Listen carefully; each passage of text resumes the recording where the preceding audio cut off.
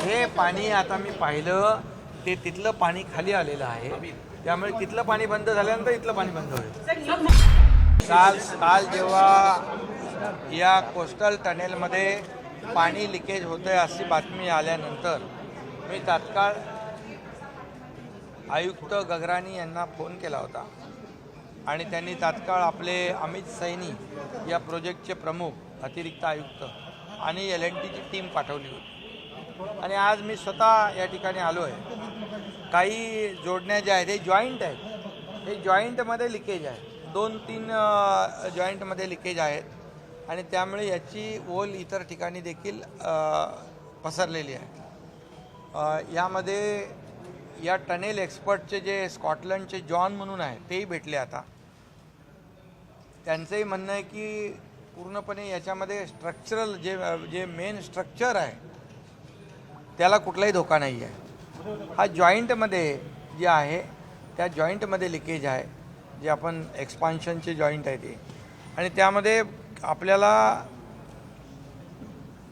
इंजेक्शनद्वारे हे आता 2-3 जॉईंटमध्ये पाणी लिकेज होत असलं तरी मी सूचना केलेल्या आहेत. जेवढे 25 जॉईंट आहेत, इकडे 25 जॉईंट आहेत आणि तिकडे 25 जॉईंट आहेत, सर्व 25 जॉईंटवर ही प्रक्रिया केली पाहिजे. इंजेक्शनद्वारे पॉलिमर ग्राउटिंग हे केलं जाईल अशा प्रकारचं जॉन यांनी सांगितलेलं आहे. आणि त्यामुळे या विशिष्ट कामासाठी विशिष्ट टेक्नॉलॉजीचा वापर या ठिकाणी केला जाईल आणि त्यामध्ये जे आणखी यामध्ये जे एक्सपर्ट आहेत त्यांचे देखील यामध्ये सजेशन घेतल्या जातील आणि पूर्णपणे याचा कायमस्वरूपी परमनंट हे याच्यावर सोल्युशन काढलं पाहिजे. टेम्पररी सोल्युशन होणार नाही, परमनंट सोल्युशन यामध्ये काढू आणि जेणेकरून कुठल्याही नागरिकांना त्रास होणार नाही. आणि आता रहदारी देखील चालू आहे, नाही रहदारीला देखील कुठलाही अडथळा नाही, कारण मेन स्ट्रक्चरला कुठलाही बाधा नाही आहे. या जॉईंटमधले लीक आहेत, जसं आपण घाटामध्ये आपण मोठे टनल बघतो, बोगदे, त्या बोगद्यामधून देखील आपण पाहतो की काही ठिकाणाहून पाणी येतं, परंतु या ठिकाणी जे येणारं पाणी आहे हे 100% पूर्णपणे थांबवण्यासाठी पॉलिमर ग्राउटिंग केलं जाईल इंजेक्शनद्वारे आणि सर्व जेवढे जॉईंट आहेत हे सर्व जॉईंट चेक केले जातील आणि त्याच्यावर पूर्णपणे विशिष्ट प्रकारची जी काही प्रक्रिया आहे ती केली जाईल, जेणेकरून फुलप्रूफ हे इथं कुठल्याही भविष्यामध्ये त्रास होणार नाही, पाणी लिकेज होणार नाही.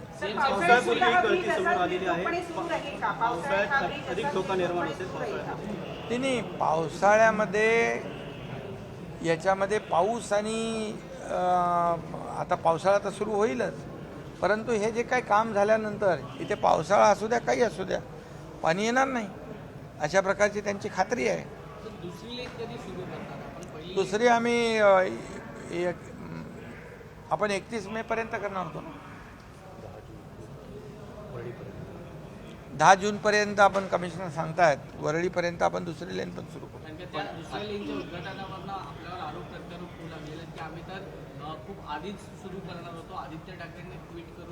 नाही, आधी आणि मध्ये काय त्याच्याने काय फरक पडणार आहे? जे काय काम छोटं मोठं होतं ते तसंच ठेवून उद्घाटन करायचं याला काय अर्थ होता का?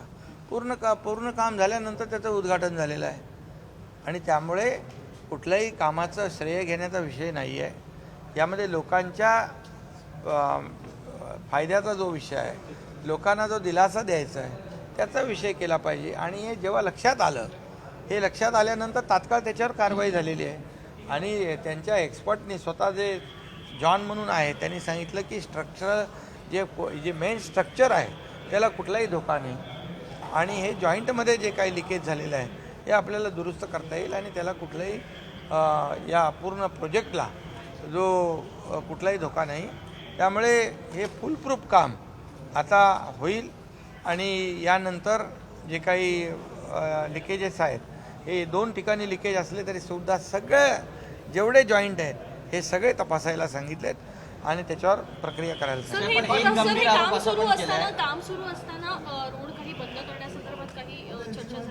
नाही, काम बंद करायचा विषयच नाही आहे. आताही रहदारी सुरू आहे आणि मला वाटत नाही की हे काम करताना रहदारी बंद करावी लागेल, काही गरज लागणार नाही. त्यामुळे आदित्य ठाकरेंनी गंभीर आरोप केला तो म्हणजे त्यांचं सरकार पाडल्यानंतर मुख्यतः या प्रकल्पामध्ये एकतर या कामाचा वेग कमी करण्यात आला आणि खर्च वाढवण्यात आला. मी आता हे सगळं आरोप प्रत्यारोपात मी जात नाही. फक्त एवढंच सांगतो, लोकांना यामधून या प्रकल्पामधून दिलासा मिळाला पाहिजे. आणि हा प्रकल्प जो आहे हा अतिशय म्हणजे लोकांच्या हिताचा प्रकल्प आहे.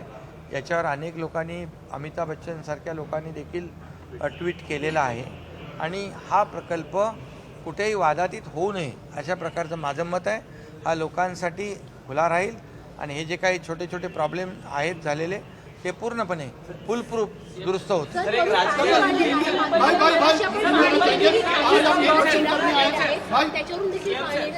हे पाणी आता मी पाहिलं ते तिथलं पाणी खाली आलेलं आहे, त्यामुळे तिथलं पाणी बंद झाल्यानंतर इथलं पाणी बंद होईल.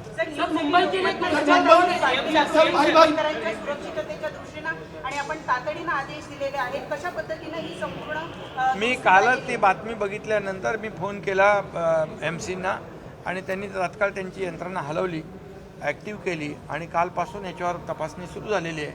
आणि आज आपण पाहतोय की त्याच्यावर कामही सुरू होत आहे. त्यामुळे आपण चिंता करू नका. लोकांच्या सुरक्षेविषयी सरकार अतिशय जागरूक आहे आणि हे सर्व काम अतिशय फुलप्रूफ होईल.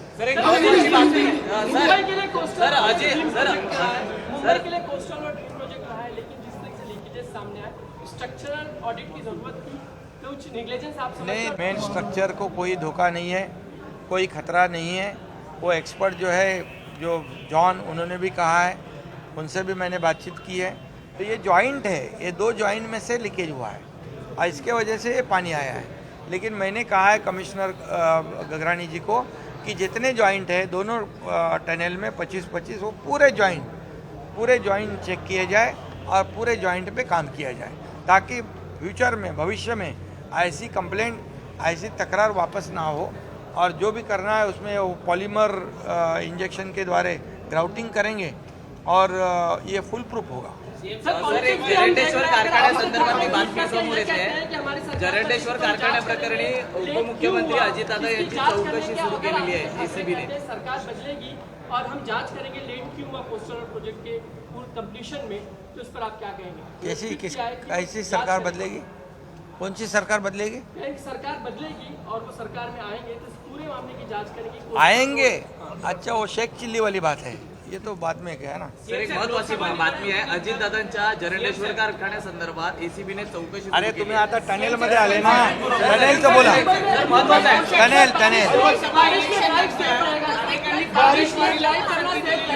इसमें बिल्कुल लोगों की सुरक्षा का ध्यान रखा जाएगा.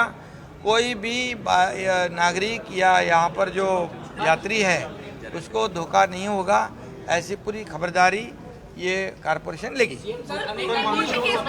नंतर परदेशवारीला प्राधान्य दिलेलं आहे, मात्र आपण नाले सफाई असेल, कोस्टल रोड असेल किंवा सह्याद्रीमधल्या बैठक असेल, आपण ऑन फील्ड काम करताना दिसत आहेत.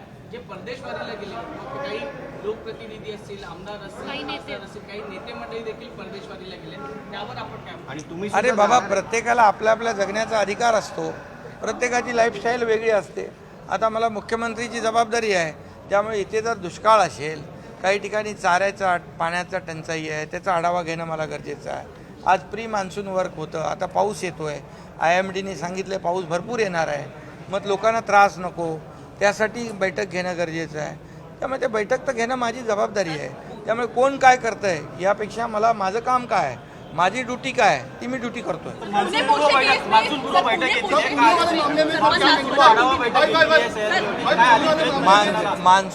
मान्सून पूर्व बैठक जी घेतली ती अतिशय महत्त्वाची होती. त्यामध्ये army, navy, air force, coast guard, NDRF, SDRF सगळे होते, सगळे विभागीय आयुक्त होते, जिल्हाधिकारी होते. मान्सून पूर्व बैठक घेण्याचं कारण की पावसाळ्यामध्ये जेव्हा लोकांच्या जीवितहानी होऊ नये आणि 0 कॅज्युअल्टी मिशन असं ऑपरेशन आम्ही ठरवलेलं आहे. एक टीमवर्क तयार झालेला आहे आणि त्यामुळे रेल्वे असेल, सगळे असतील, लँडस्लाईड एरिया असेल तिथे लँडस्लाईड होण्यापूर्वी तिथे लोकांना सुरक्षित ठिकाणी करणं. मुंबईतले काही लँडस्लाईडचे एरिया आहेत त्यांना मी कमिशनरना सांगितलं तिथे सेफ्टी नेट लावून टाका, त्यांना सुरक्षित स्थळी ठेवा. आम्ही जवळपास 5,000 घरांची व्यवस्था केलेली आहे MMRDAची. त्याच्यामध्ये त्यांना सुरक्षित ठिकाणी ठेवण्याचा निर्णय घेतला आहे. नाले सफाईचं काम जोरात चालू आहे.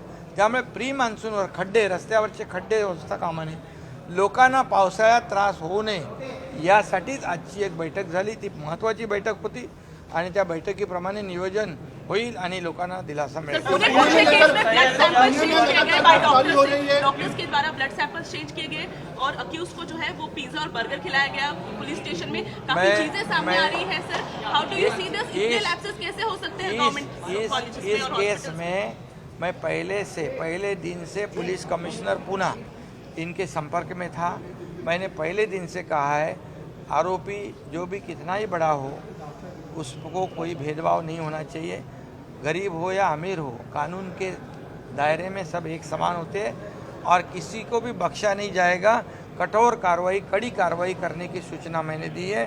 जो बच्चों की डेथ हुई है वो भी किसी के तो बच्चे हैं, तो इसके लिए जितने भी लोग इसमें दोषी है उनको कड़ी कार्रवाई की जाएगी. उनका बैकग्राउंड भी चेक किया जाएगा और मैंने तो पुलिस कमिश्नर को कहा है इसमें डॉक्टर हो या कोई भी हो उसको बख्शा नहीं जाएगा, उसको छोड़ेंगे नहीं. उनको कानून के सलाखों के पीछे डाल दिया है. उनको कड़ी से कड़ी कार्रवाई करने की सूचना मैंने खुद दी हुई. सर आप कह रहे हैं कड़ी कार्रवाई होगी पर सुनील टिंगरे के ऊपर आरोप लग रहे हैं कि वो वहाँ पे मौजूद थे. जो भी इसमें शामिल है, जो भी शामिल होगा, जिसका भी इसमें दोष होगा, जिसका भी कांटेक्ट होगा उसके ऊपर भी कार्रवाई होगी. देश विदेशातील प्रत्येक घडामोडींचे लाईव्ह अपडेट मिळवण्यासाठी आता साम टीव्हीच्या सर्व सोशल मीडिया प्लॅटफॉर्मला लाईक, फॉलो आणि सबस्क्राईब करा. तसंच सर्व नोटिफिकेशनसाठी बेल आयकॉन प्रेस करायला विसरू नका.